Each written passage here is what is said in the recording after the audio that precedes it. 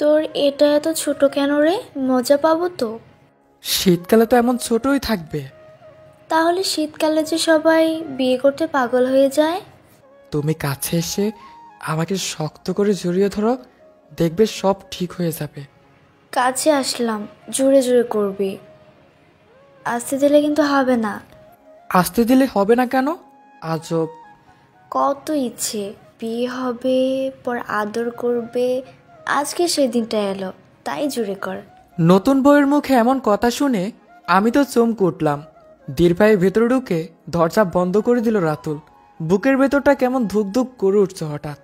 তার প্রথম বিয়ে, আর একটি মাত্র বউ ওই যে খাটের উপর অপেক্ষা করে আছে।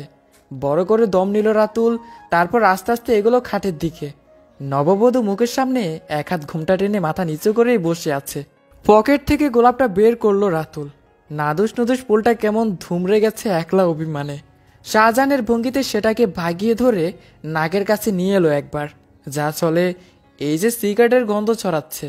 তাড়াতাড়ি উপর থেকে দুটো পাপড়ি ছাড়িয়ে নিল। তারপর খাটের একধারে বসে কাঁপা কাঁপা হাতে ফুলটার সামনে ধরে গুনগুন করে উঠল, মোরাফিয়া মোরাফিয়া। নববধূ অবগন্ঠন সরিয়ে দরজার দিকে লাজুক মুখে একবার চাইল, তারপরই চপ করে ঘুমটা ফেলে দিয়ে ঝনঝন করে বেজে উঠল, এতক্ষণে সময় হলো কেলানে কোথাকার? সেই থেকে মশার কামড় খাচ্ছি বসে বসে। রাতুল গান বলে আমতা আমতা করতে থাকে।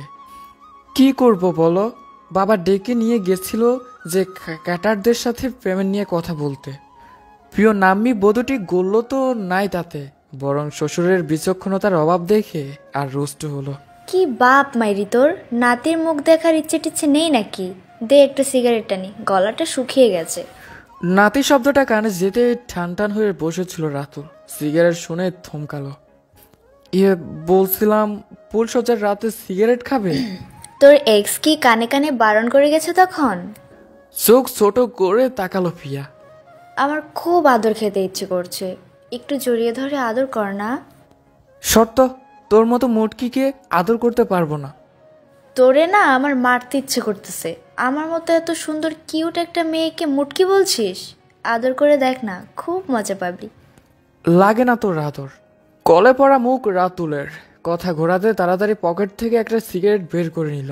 লম্বা দুটো টান দিয়েই আবার ফোঁস করে উঠল ফিয়া। এই, তোদের বাড়িতে নতুন বউকে এত রেগিং করা হয় কেন রে? বাড়ি শুদ্ধ লোক টাক মাথা নিয়েও দিব্যি ঘুরে বেড়াচ্ছে, আর আমাকে ঘুমটা টেনে সং সাজতে হবে কেন? তোর মাকে বলে দিস, কাল থেকে যদি একবার বলে বৌমা শ্বশুরের সামনে ঘুমটা দিতে হয়, তাহলে র্যাগিং কাকে বলে আমিও মহিলাকে দেখিয়ে দিব। রাতুল আপাতত মায়ের র্যাগিং নিয়ে মোটে চিন্তিত নয়। সে আরো একটু ঘন হয়ে বসলো। ছি সোনা, কলেজের মতো তুই তুকারি কেন আবার? আজ থেকে আমরা অফিসিয়ালি হাজব্যান্ড ওয়াইফ না? একদম ঢং করবি না। মূলের মতো দাঁত বের করে সারাটার সন্ধে এক্সের পেছনে ঘোরার সময় মনে ছিল না সে কথা? অভিমানে রাতুলও এবার তুমি ছেড়ে তুইয়ে নেমে এলো। আর নিজে যখন গৌতমের গায়ে হেসে হেসে গড়িয়ে পড়েছিলি। ফিয়ার সদর পেয়ে বলে উঠল, সেটা তো শুধু তোর এক্স আমার এক্সকে কি করে হাক করলো সেটা জানার জন্য। এই শর্মা এত গড়াগড়ি খেলে 17টার জায়গায় এতদিনে আমার 70টা বয়ফ্রেন্ড জুটে যেত। রাতুল সত্যি অবাক। 17টা? আর একটা কবে হলো? তোর সাথে যখন 6 মাসের ব্রেকআপ হয়েছিল, তখন প্রদীপ আমাকে মেন্টালি অনেক সাপোর্ট করেছিল। তোদের অফিসের প্রদীপ? আমাকে বলিসনি তো। ওই 6 মাসে তোর আরেকটা রিলেশনশিপ হয়েছিল। ফিয়া অবশ্য ঘোলসা করেও বলল না কম প্রদীপ, উল্টো পাল্টা আক্রমণ করে বসলো। কেন রে, তুই কি ছাই মেখে সন্ন্যাসী হয়ে ঘুরছিলি নাকি?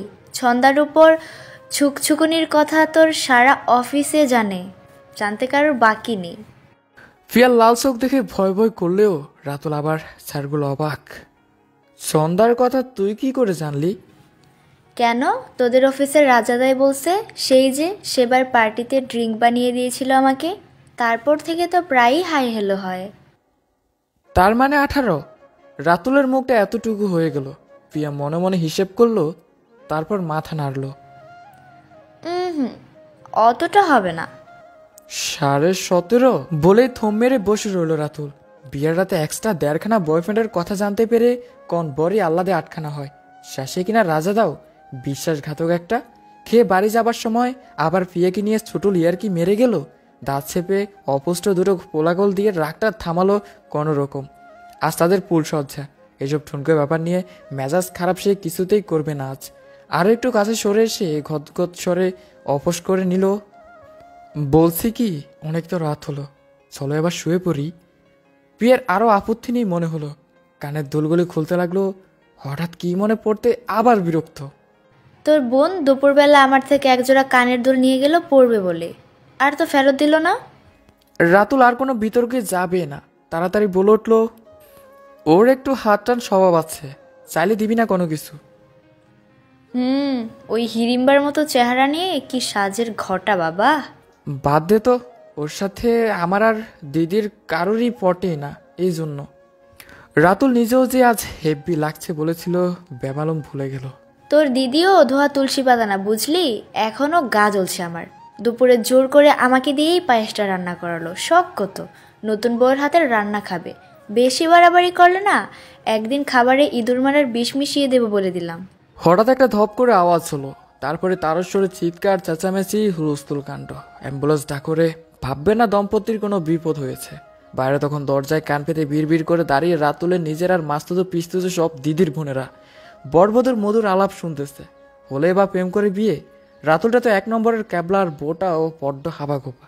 রাতুলের দিদি বয়সে অনেকটা বড় হলেও শিং কেটে বাছুরের দলে ঢুকে পড়েছিল মজা দেখতে।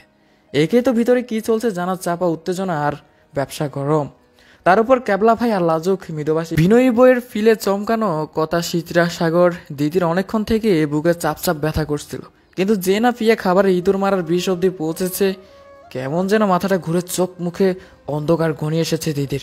সেই ইস্তের চোখ উল্টো বিরকিম খেয়ে পড়ে আছে। চোখে মুখে জল দেওয়া হচ্ছে, অ্যাম্বুলেন্স এলো বলে। রাতুলরাও খুলমাল শুনে বাইরে বেরিয়ে এসেছে। পিয়াক মাথাটা ঘুমটা টেনে একটা গ্লাস নিয়ে দিদির কাছে এসে বলল, দিদি ভাইয়ের জন্য আমি নিজের হাতে নুন চিনির জল করে নিয়ে এসেছি, এটা খাইয়ে দিলে এখনই ঠিক হয়ে যাবে। নুন চিনির জল না, পিয়ার কথায় যেন ওষুধের মতো কাজ দিল। খপ করে চোখ মেলে তাকালো দিদি। পিয়ার হাতে গ্লাস দেখে লাফ দিয়ে উঠে বসলো তাড়াতাড়ি। না না, আমার কিচ্ছু হয়নি। বাপ রে, আমি কিচ্ছু খেতে পারবো না। মেয়েকে সুস্থ দেখে শ্বশুর মশাই আনন্দে ঢুকরে উঠলেন। Miracle, miracle. শাশুড়িমা দুহাত দেখালেন কপালে। লক্ষ্মী দেবী স্বয়ং আমাদের বাড়ি এসেছেন গো। জেঠিমা কাকিরা আঁচল দিয়ে চোখ মুছলেন। শুধু রাতুলের হিংসুটে বোনগুলোই কেমন কটমট করে তাকিয়ে আছে এখনো। গল্পটি যদি ভালো লাগে অবশ্যই শেয়ার করবেন। ধন্যবাদ সবাইকে।